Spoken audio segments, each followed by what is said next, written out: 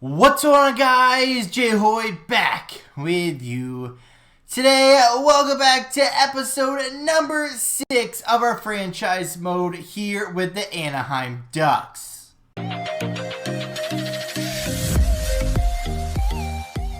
So if you guys remember last episode, we made it to the halfway point of the year, and we sit again right kind of in the middle of the standings. So let's go down here. We'll show you guys where we are. So we are 41 games played through the year so far, 20 wins, 20 losses, and 1 overtime loss. Like I said, 41 points. We kind of sit right in the middle of just about everything. I think we're 18th overall in the entire league. And we kind of looked at last video of what could possibly be improved with our team. You know, we were kind of about even as far as goals for and goals against. We were good on the penalty kill, but not so good on the power play. And what else did we do recently? And I think that was kind of it. Our home record was better than our away record, and everything else is just kind of like in the middle average. So we're going to start this video with a couple of trades. Now this one, we don't really want to break up a lot of what we have going for us, because what we have right now is pretty special. We have a pretty good team, at least on paper, at least as far as the overall show. But I feel like with these couple of trades that we're going to make, we're not really giving up a lot, right? We're giving up in total 3 players and 2 draft picks to get back 3 players, right? That's not really a lot. So let's start with, I guess you call it the bigger trade. So here is the first trade on your screen, and I kind of realize I'm blocking half of it. But we have Jones and Comtois along with a 2029 third-round draft pick going over to Pittsburgh in exchange for Brady Shea and Kasperi Kapanen. Both of their salaries they're gonna retain half on. And, that will help out with our next trade, assuming everything works out how we hope. So we're going to be giving up, basically $2.8 million in a deal and getting, what is that math, like $4 million back. So it should be a pretty good trade. So let me give you the thought process behind the trade. So Jones and Comtois have been kind of battling for that 4th line left wing role. And we already have a few players that can be on that 4th line, put up some okay points, and just kind of be there. And these 2 players, aren't going to grow much more. They're still young-ish, like 25 years old, 81 overall, top 9 medium potential, and a top 6 high potential. And they're not going to go that much higher, especially given our roster. So I want to trade them well. I don't remember which one's actually higher as far as trade value goes.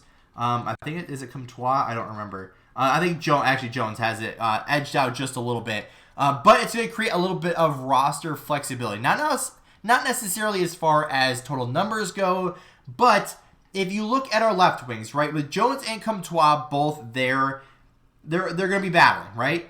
But then we also have Tracy, we have Gru, we have Bach, we have Regenda, and we have all these players that are kind of close from cracking the NHL roster, as well as some centers, as well as some right wings. So we have some players that are close, and in this trade, we're going to kind of solidify who's going to be on our NHL team going into the second half of this year. And what we're getting back, Brady Shea. Now, if you look at our defensive core, right, we have Klingberg, Drysdale, and Fabro on that right side. We only have Fowler and Lindgren on the left side that are notable at all. Now, I know you're going to say, well, what about this guy, right? He's coming, right? By the time he comes to our team, most likely Fowler will be off our team because of age, because of salary, whatever it may be. And who knows if Lindgren's going to pan out. Who knows if Shea is going to pan out. So we'll have a good team going forward, even if he has to play another year in the AHL, just to solidify his game, get even better, and make us kind of force a decision, if you will.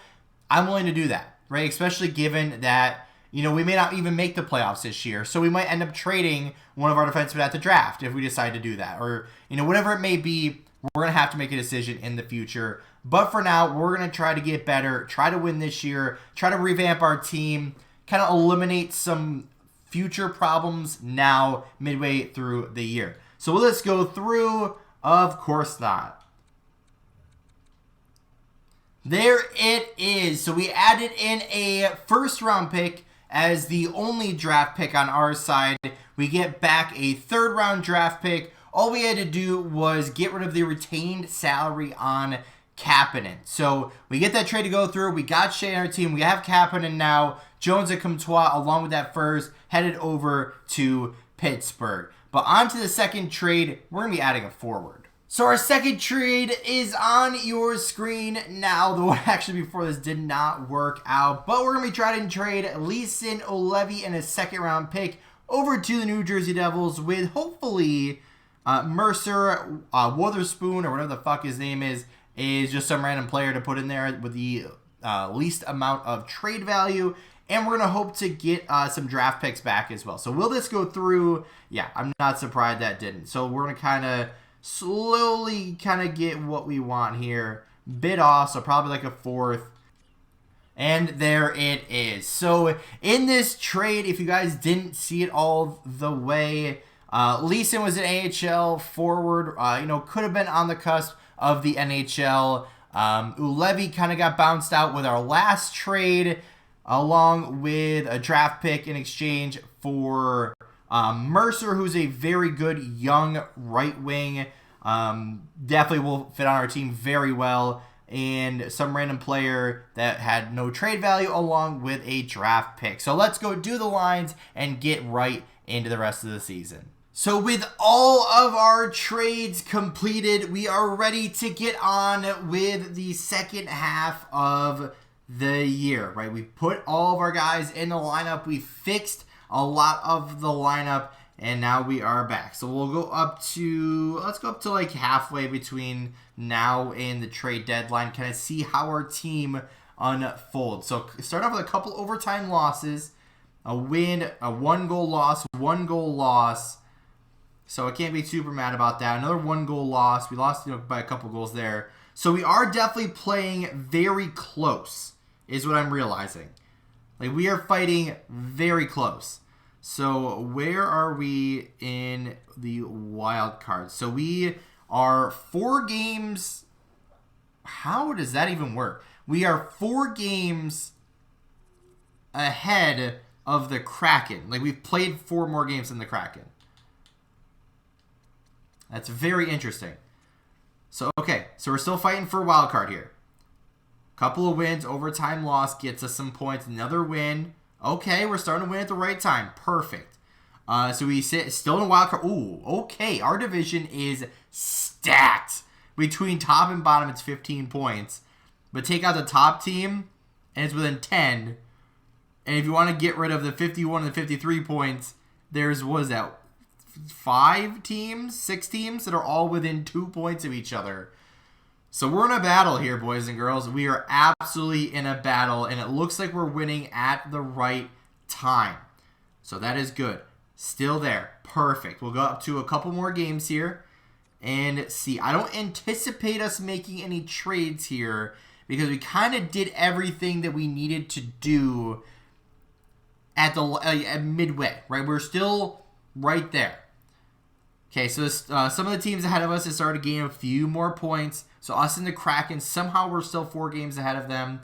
Don't know how. So I'm going to take a quick, and I mean a very quick look through the trading block and see if there's anyone that has like little to no trade value and see if anyone's available. If not, we'll simulate the rest of the year. So we did not make any trades. We made one signing of an AHL forward with good potential and stuff that was a free agent. But other than that, we didn't make any moves, and we're fairly going to ride this one out, right? We did take a look at the trade block.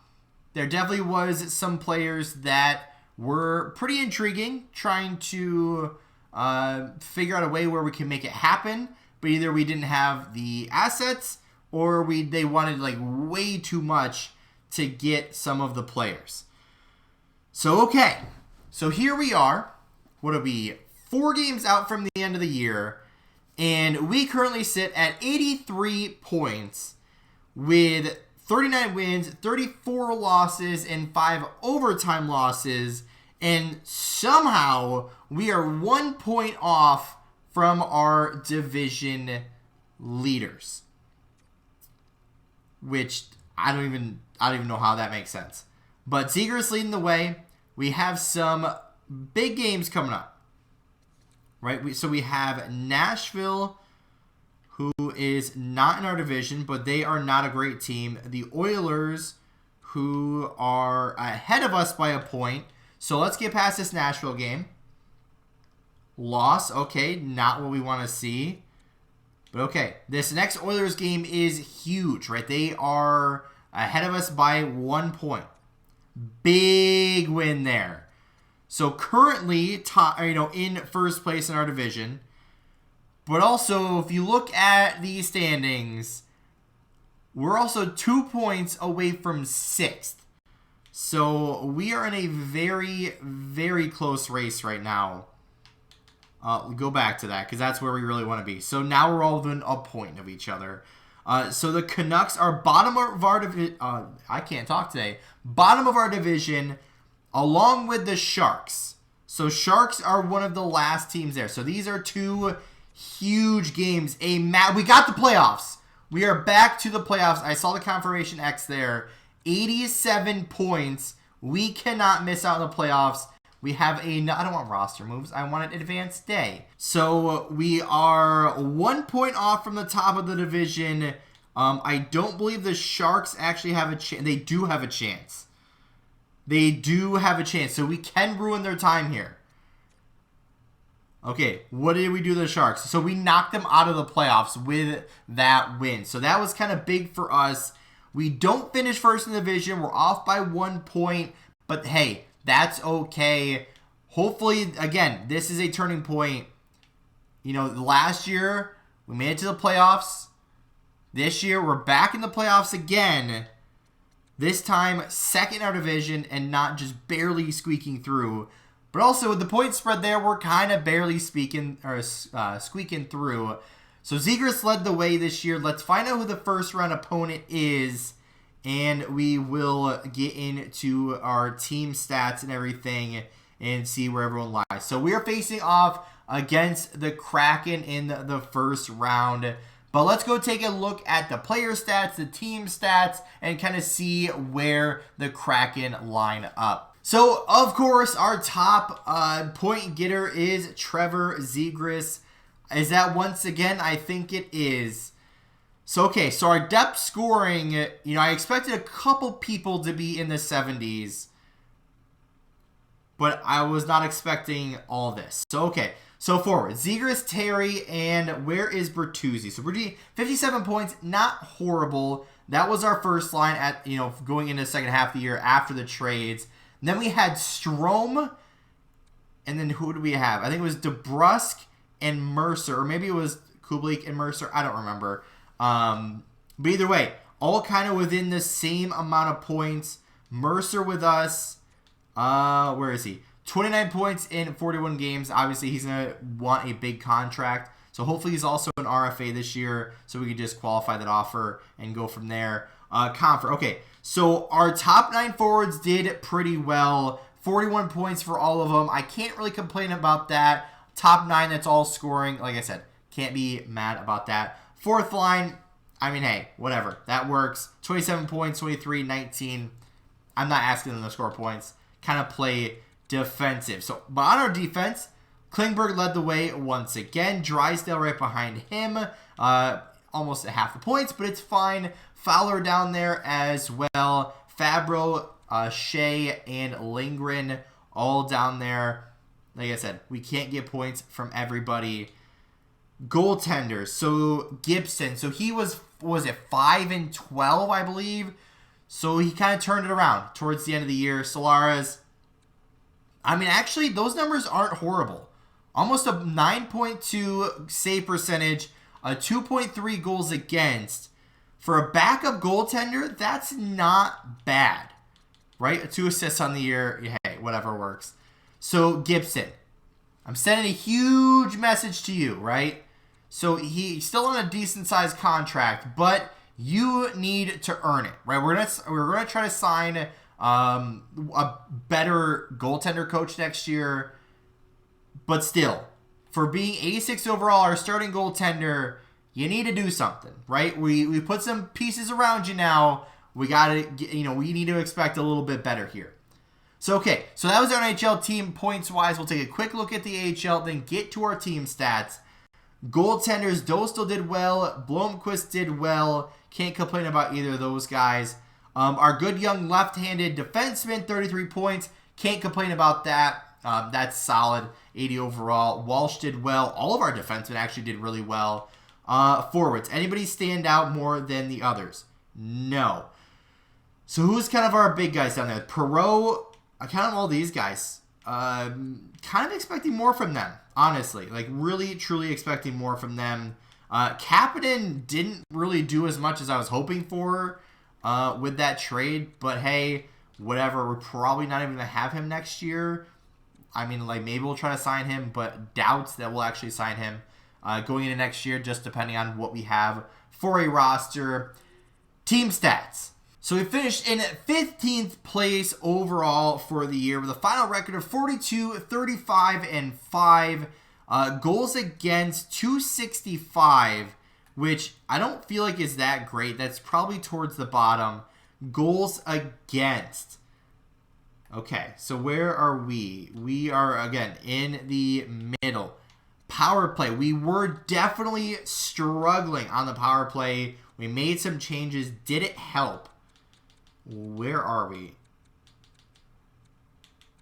14.9%. So definitely not. So we definitely allowed a lot of goals. Our goals need to improve. That's for sure. Our penalty kill was pretty good. We have 13 shorthanded goals somehow. 79.2%. It does rank towards one of the bottom teams. But we finished the season on a high note. Right, we made the playoffs. That's good. Obviously, slightly positive, both home and away games, end the season 6-4 in the last 10. We'll take that. But on to the first round of the playoffs. So that's going to be next episode, the full playoff push. But let's go take a look at what Seattle's bringing to the table. Right, if it's anything like real life, they got, Matty Beniers, and who else is even on that team? So Jared McCann, Shane Wright, Yanni Gourde, Tolvanen, Beniers, and Burakovsky. Shorts, Geeky, and Eberle. Bjorkstrand, Colton, and Ashton Reese. So, really good top 6. Really good top 8, if you will, if you don't count Geeky in there. So, okay. What about defensively? Dunn, Ekholm, Alexiak, Dermott, Susie, and Stanley. They picked up Jeremy Swayman. He was one of the players that I was going to go after, but his contract kind of didn't allow us to do that. That's really interesting. So Grubauer was another... Oh, wow, so they traded something else. That's nuts. So Sprong, did he play at all? Wow. Okay, and Beecher, I don't even know why you're up here. So, they acquired him from Boston, too. So, interesting. So, they have a good top 8. Defense... it's a good top line, but after that, kind of average. I feel like we definitely have the edge in this series for sure. But it's the playoffs. Anything can happen. But that's going to do it for today's video. If you did enjoy, hit that like button down below if you haven't yet. Or if you're brand new here, make sure to subscribe. Turn on post notifications so you never miss an upload. And don't forget, you can always change your mind later. With all that being said, guys, we'll see you in the next one.